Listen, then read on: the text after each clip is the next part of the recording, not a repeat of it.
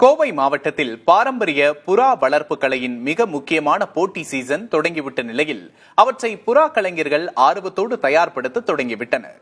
பொழுதுபோக்கை தாண்டி போட்டி முறை சார்ந்த புறா வளர்ப்பு கலை குறித்து பார்க்கலாம்.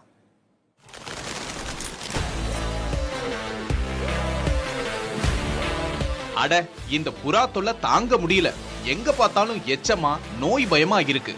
இப்படி புலம்புறவங்க லிஸ்ட்ல நீங்களும் இருப்பீங்க.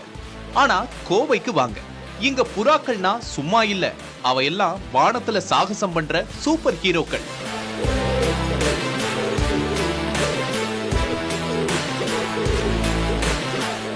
இங்க ஆயிரக்கணக்கான குடும்பங்கள் தலைமுறை தலைமுறையா புறாக்களை தங்கள் பெருமையின் அடையாளமா, ஒரு போட்டி வீரனா, ஒரு ரேஸ் புறாவா பட்டை தீட்டி வளர்க்கறாங்க.